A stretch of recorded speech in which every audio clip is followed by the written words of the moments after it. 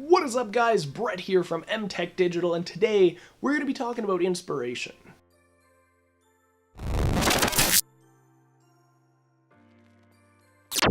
Inspiration, where does it come from? Where do you go to get it? And what are some of the tools that I use to get inspired? Those are all the things we're going to be talking about today. Super easy, super quick, so let's jump into it. First thing I do anytime I get a job, a project, a new client, anything, is I Google what they're looking for. I Google for different things. I just say keywords that are related to that thing. If it's logos, if it's illustration, if there's a specific style they're looking for. I Google all of that stuff and I start compiling a list of things I like, things I don't like, things that I could improve on, or things that I definitely don't want to do. Bunch of different stuff. Google is your friend.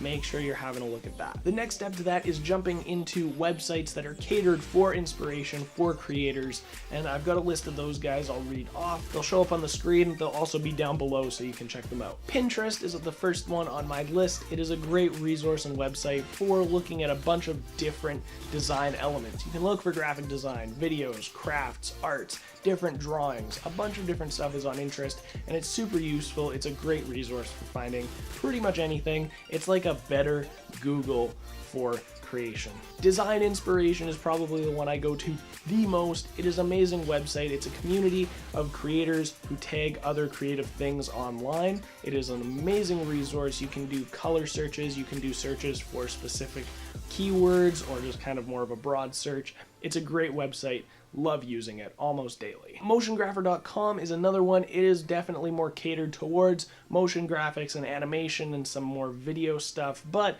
it's a great resource for you to have a look at if you're interested in that, or you might just get some creative juices flowing if you see something that relates to the project you're working on. Adobe Color is the next, and Adobe Color is something that I think is a little bit underused, but definitely a powerful resource. It is an amazing place to go to get color palettes, different color schemes, get inspired with a bunch of different colors, and you can actually play around and build your own palettes within Adobe Color, and then bring those right into Photoshop or Illustrator and work with them and make sure that you've got the right CMYK, RGB values, anything like that. It's a super awesome resource that I highly recommend you check out. And one more thing that I like to do when I'm getting inspired is if I find a creator online that I really enjoy their work, I really like what they're doing, I bookmark their personal website or their portfolio page or something, just to make sure that I can go back and have a look at any of the new stuff they're doing and look at some of the old stuff that they've produced and see if I really enjoy it, see how they've changed and evolved, and maybe I can start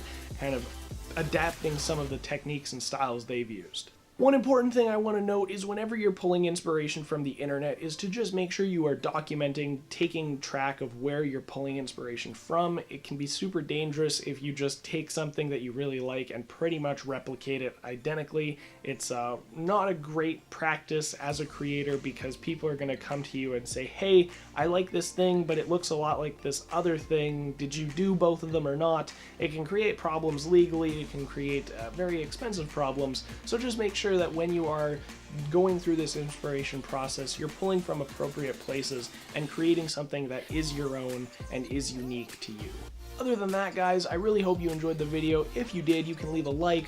Also, comment down below or hit me up on Twitter if you're interested. If you find something new, different inspiration resource, definitely hit me up because I'm always down to find new places to be inspired.